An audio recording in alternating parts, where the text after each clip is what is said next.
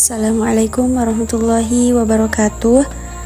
Di video kali ini kita akan mengenal lebih dalam apa itu zakat, jenis-jenisnya, syaratnya, manfaatnya, dan bagaimana zakat menjadi jalan keberkahan dalam hidup.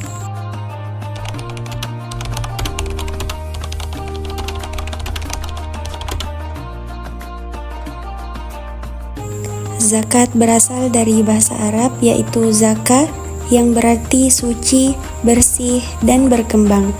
Dalam ajaran Islam, zakat adalah kewajiban yang Allah tetapkan kepada setiap muslim yang memiliki harta melebihi batas tertentu untuk diberikan kepada mereka yang berhak. Zakat bukan hanya membersihkan harta kita dari sifat kikir, tapi juga menyucikan jiwa dari cinta dunia yang berlebihan. Melalui zakat, kita diajarkan untuk peduli, berbagi, dan menumbuhkan kebaikan dalam kehidupan bersama. Maka, zakat adalah ibadah, zakat adalah tanggung jawab, dan zakat adalah jembatan kasih antara si kaya dan si miskin. Zakat bukanlah ibadah ciptaan manusia. Ia adalah perintah langsung dari Allah Subhanahu wa Ta'ala. Dalam Al-Quran, Allah berfirman, "Ambillah zakat dari sebagian harta mereka. Dengan zakat itu kamu membersihkan dan menyucikan mereka." Quran Surah At-Taubah ayat 103. Zakat bahkan disebutkan berulang kali bersama sholat, menunjukkan betapa penting dan tingginya kedudukannya dalam Islam. Rasulullah SAW bersabda, "Islam dibangun di atas 5 perkara, diantaranya adalah menunaikan zakat." Maka zakat bukan hanya anjuran, tapi rukun Islam yang menjadi fondasi keimanan seorang muslim. Meninggalkannya tanpa alasan adalah dosa besar. Menunaikannya dengan ikhlas adalah bentuk penghambaan yang paling agung. Secara umum, zakat dibagi menjadi 2 jenis. Pertama, zakat fitrah.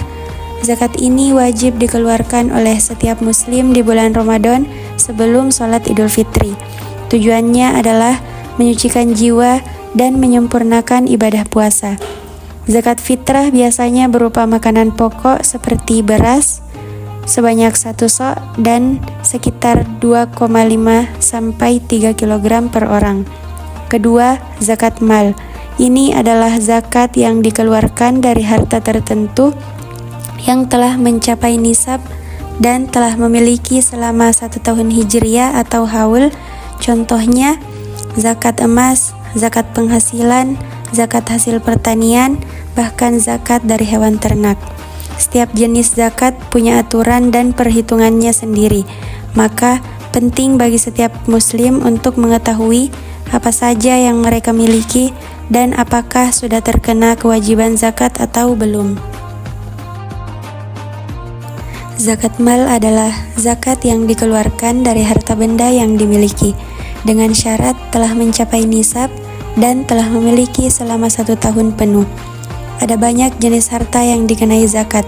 Misalnya, zakat penghasilan bagi yang memiliki gaji tetap atau penghasilan dari pekerjaan bebas. Jika jumlahnya sudah mencapai nisab, maka wajib zakat 2,5%. Zakat emas dan perak bagi yang menyimpan emas atau perak melebihi batas tertentu. Zakat perdagangan bagi pedagang dihitung dari modal tambah laba setelah 1 tahun. Zakat pertanian, hasil panen seperti padi, jagung, atau buah-buahan juga bisa terkena zakat jika mencapai nisab. Zakat ternak, misalnya kambing, sapi, atau unta yang sudah cukup jumlahnya dan dikembalakan. Semua ini menunjukkan bahwa zakat tidak hanya untuk orang kaya besar, tapi untuk siapa saja yang hartanya telah memenuhi syarat. Islam ingin harta itu terus bergerak dan memberi manfaat. Selanjutnya, terima kasih, saya lanjutkan. Tidak semua orang wajib zakat. Islam memberikan syarat-syarat tertentu yang harus terpenuhi terlebih dahulu sebelum seseorang terkena kewajiban membayar zakat mal. Syarat pertama, ia adalah seorang muslim, dan zakat hanya diwajibkan ini bagi umat muslimin. Dan yang kedua, ia adalah orang yang berakal dan merdeka, bukan dalam keadaan terganggu jiwanya atau terikat sebagai budak. Dan yang ketiga, harta telah mencapai nisab, yaitu batas minimum jumlah harta yang ditetapkan untuk wajib zakat. Misalnya, untuk emas nisabnya sekitar 85 gram emas. Dan yang keempat, harta tersebut dimiliki selama 1 tahun hijriah penuh, yang disebut haul. Artinya, tidak cukup hanya punya uang banyak untuk sesaat, tapi harus ada kontinuitas kepemilikan. Dan yang kelima, harta itu bersifat produktif dan berkembang, seperti uang, emas, barang dagangan, dan hewan ternak. Dan jika semua syarat ini terpenuhi, maka seseorang wajib mengeluarkan zakat dari hartanya. Dan inilah yang disebut bentuk keadilan Islam. Tidak memaksa, tapi juga tidak membiarkan yang mampu lepas dari tanggung jawab sosial. Selanjutnya, zakat bukan untuk siapa saja. Islam tidak menetapkan dengan jelas siapa saja yang berhak menerima zakat. Mereka disebut asnaf sebagai 8 golongan yang disebut langsung dalam Al-Quran surah At-Taubah ayat 60. Golongan pertama ada fakir, mereka yang sama sekali tidak punya penghasilan untuk mencukupi kebutuhan dasar hidupnya. Dan yang kedua adalah golongan orang-orang yang miskin, mereka yang punya penghasilan tapi tidak cukup untuk hidup layak. Dan yang ketiga, amil zakat, yaitu orang-orang yang secara resmi ditugaskan untuk mengumpulkan dan mengelola zakat. Keempat, golongan orang-orang yang mualaf, orang-orang yang baru masuk Islam atau yang hatinya ingin dilembutkan agar dekat kepada agama Islam. Dan yang kelima adalah riqab. Riqab itu adalah budak yang ingin memerdekakan diri sendiri. Yang keenam ada gharim, orang yang memiliki utang dalam hal yang halal dan tidak sanggup melunasinya. Dan yang ketujuh adalah golongan fisabilillah, mereka yang berjuang di jalan Allah, baik dalam dakwah, pendidikan ataupun jihad. Dan yang terakhir atau yang kedelapan adalah ibnu sabil, yaitu musafir atau orang yang sedang dalam perjalanan dan kehabisan bekal. Dan dengan membagikan zakat kepada 8 golongan ini, Islam mengajarkan pemerataan, kepedulian, dan keadilan sosial. Dan yang selanjutnya ada zakat adalah ibadah yang penuh berkah, bukan hanya bagi yang menerima, tetapi juga bagi yang memberi. Bagi pemberi zakat, ini adalah bentuk penguncian harta seperti pembersih yang mengangkat bagian-bagian yang tidak halal dari apa yang kita miliki. Ia juga menyucikan jiwa, mengikiskan rasa cinta terlebih terhadap dunia, dan menumbuhkan kepekaan terhadap penderitaan orang lain. Zakat membawa keberkahan karena harta yang dikeluarkan di jalan Allah tidak akan berkurang, bahkan akan bertambah baik dalam bentuk rezeki yang luas, ketenangan hati, maupun keberhasilan hidup yang sulit dijelaskan dengan logika.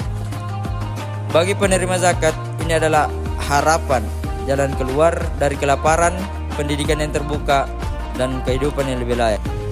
Lewat zakat, kita bangun jembatan kasih sayang di tengah masyarakat. Kita bersihkan jurang antara si kaya dan si miskin, dan kita hidupkan semangat keadilan yang diajarkan Islam. Selanjutnya, seringkali kita tahu bahwa zakat itu wajib, tapi kita tunda. Kita pikir nanti saja kalau sudah kaya, akan tetapi zakat bukanlah pilihan yang bisa ditunda sesuka hati. Ia punya waktu, ia punya aturan, dan ia punya konsekuensi di dunia maupun di akhirat. Dan ketika Allah sudah memberikan kita kecukupan, lalu kita lalai dari perintah zakat, itu bisa menjadi sebab kedatangannya kesempitan. Sebaliknya, ketika kita segera menunaikannya, Allah akan lapangkan jalan, ringankan hati, dan cukupkan rezeki. Maka jangan pernah menunda-nunda zakat. Jika kita mampu, jika waktunya telah tiba, keluarkanlah zakat kita. Karena menunda kebaikan berarti menunda keberkahan. Selanjutnya, zakat bukan hanya angka dalam kalkulator, tapi bukti bahwa hati kita hidup. Dan zakat bukan hanya sekedar mengeluarkan sebagian harta, tapi mengikhlaskan sebagian jiwa demi ridhonya Allah. Dan jangan tunggu kaya raya, jangan tunggu nanti, karena zakat bukan hanya untuk mereka yang berlebih, tapi untuk mereka yang peduli. Dan mari kita bersama-sama hidupkan zakat dalam diri, dalam rumah, dan dalam bermasyarakat. Karena dengan zakat, harta menjadi bersih, jiwa menjadi lapang, dan hidup penuh berkah. Tunaikan zakatmu dan biarkan Allah menumbuhkan kebaikan di setiap sisi hidupmu. Mungkin itu tadi penjelasan dari kelompok kami. dari saudari Samratul Fuada dan saya sendiri. Kalaupun ada salah kata atau kesalahan daripada yang kami jelaskan, mohon dimaafkan. Billahi fi sabilil haq wastabiqul khairat. Assalamualaikum warahmatullahi wabarakatuh.